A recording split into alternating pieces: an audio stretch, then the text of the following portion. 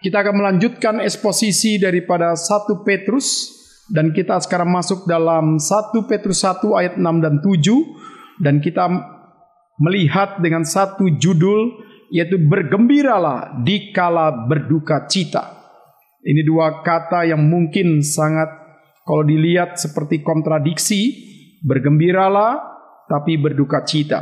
Nanti kita akan melihat ternyata kalimat ini tidak kontradiksi dan tidak bertentangan. Mari kita bersama-sama membaca nats 1 Petrus 1 ayat 6 sampai 7. Bersama-sama kita baca 1, 2, 3, iya.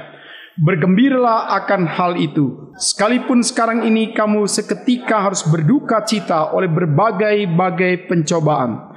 Maksud semua itu ialah untuk membuktikan kemurnian imanmu yang jauh lebih tinggi nilainya daripada emas yang fana, yang diuji kemudian dengan api, sehingga kamu memperoleh puji-pujian dan kemuliaan dan kehormatan pada hari Yesus Kristus menyatakan dirinya. Bergembiralah akan hal itu, sekalipun sekarang ini kamu seketika harus berduka cita oleh berbagai-bagai pencobaan. Jadi maksud semua itu ialah untuk membuktikan kemurnian imanmu. Matius 5 ayat 10 sampai 12. Mari kita baca bersama-sama kembali. 1, 2, 3, iya. Berbahagialah orang yang dianiaya oleh sebab kebenaran, karena merekalah yang mempunyai kerajaan surga. Berbahagialah kamu jika karena aku kamu dicela dan dianiaya dan kepadamu difitnahkan segala yang jahat. Bersukacitalah dan bergembiralah, karena upahmu besar di surga, sebab demikianlah juga telah dianiaya nabi-nabi yang sebelum kamu. Khusus ayat 12. Ini kata dasarnya sama, bahasa Yunaninya, yaitu bergembiralah. Jadi bergembiralah, karena upahmu besar di surga. Jikalau kita boleh menderita, kita dianiaya, kita mungkin dihina karena kebenaran, karena kita murid Tuhan, kita harus bersuka cita dan bergembira. Kita akan membahas akan bagian ini. Apa yang membuat kita bergembira? Di dalam akan hidup ini ada sumber kegembiraan secara lahiriah. Jikalau kita mendengarkan segala sesuatu yang baik menurut kita, kita bergembira. Kita mendapatkan kabar akan hal-hal yang kita inginkan, ternyata itu terjadi. Misalnya kabar tentang kuliah kita akhirnya bisa tercapai nilai yang terbaik. Kita ingin mencapai mungkin satu kuliah di tempat yang universitas yang terbaik, akhirnya kita masuk, kita gembira. Kita mendengarkan anak-anak kita berhasil dalam studinya dan yang lain, kita gembira.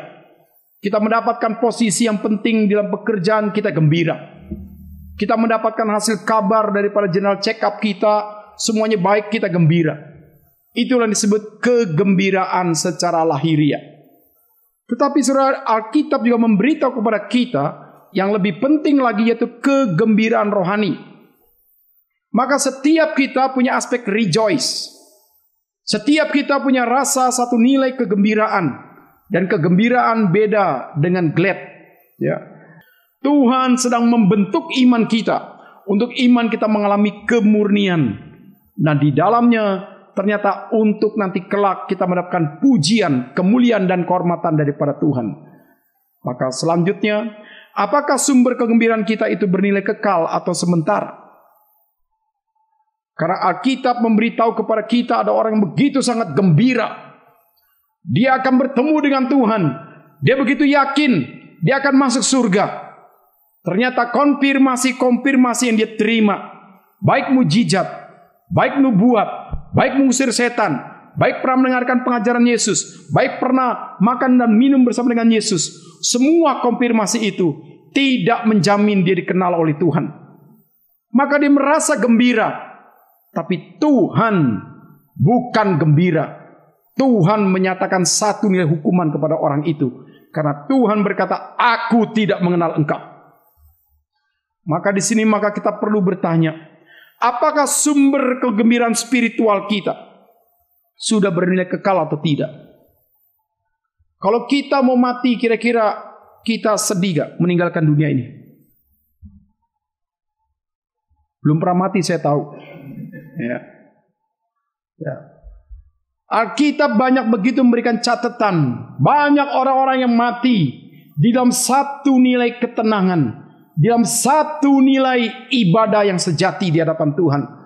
Polikarpus tercatat, pada waktu dia akan dihukum, dibakar hidup-hidup, karena dia tidak mau menghujat nama Tuhan. Dia terus mempertahankan siapa Kristus yang adalah Tuhan dan Juru Selamatnya. Pada malam dia sebelum dibakar, memang dia mengalami satu pergumulan yang begitu sangat luar biasa beratnya. Tapi saksi-saksi mata akhirnya memberitahu kepada kita, pada waktu paginya dia tetap dengan teguh mengambil keputusan, tetap setia mengikuti Tuhan. Apapun yang dia terima, dia akan tetap setia. Dan pada waktu dia mulai diikat, pada waktu jerami mulai ditaruh di sekelilingnya, pada waktu mulai dibakar, sampai perlahan-lahan membakar pada bagian kaki sampai tubuhnya, dicatat tidak ada pun satu kata yang dia menyesal menjadi pengikut Tuhan. Bahkan dia mengatakan bahwa sudah 80 lebih tahun dia merasakan anugerah Tuhan, di mana Tuhan tidak pernah ingkar janji untuk setia kepada dia. Masakah katanya aku akan tidak setia mengikuti Tuhan? Maka setelah api mulai membakar, dia memuji Tuhan sampai selesai. Tidak ada kata sungut-sungut, tidak ada kata-kata menjerit.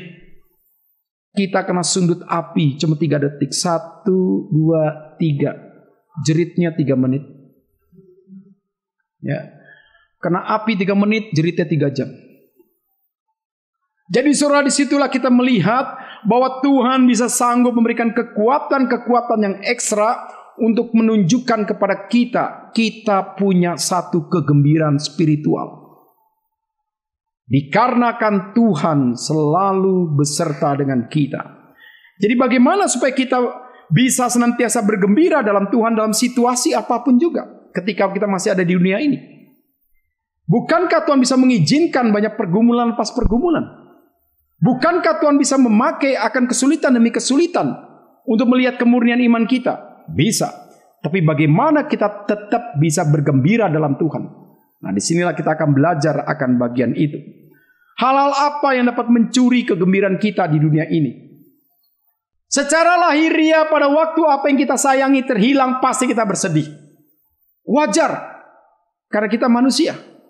Tapi pada waktu kita mengerti kenapa semua diizinkan Tuhan, disitulah kita pada waktu mengerti kita harus bergembira secara rohani.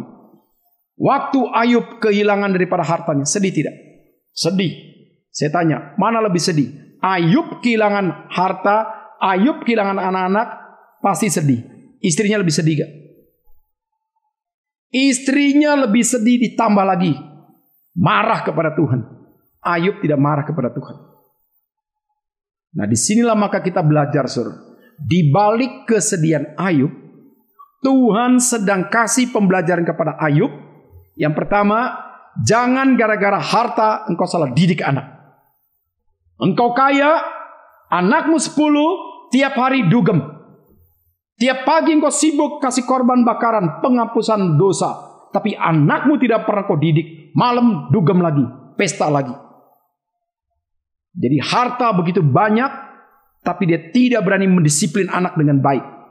Maka kita melihat anak-anak Ayub mati dalam keberusaan. Ketika mereka sedang pesta pora, angin yang begitu kuat menghancurkan daripada rumah di mana mereka ada sedang pesta.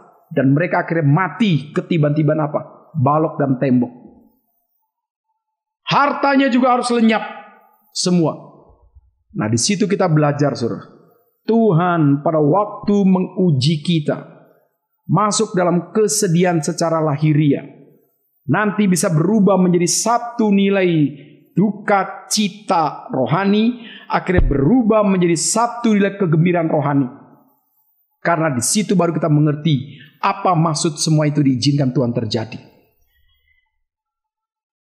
Mengapa Alkitab mengajarkan kita untuk senantiasa bergembira?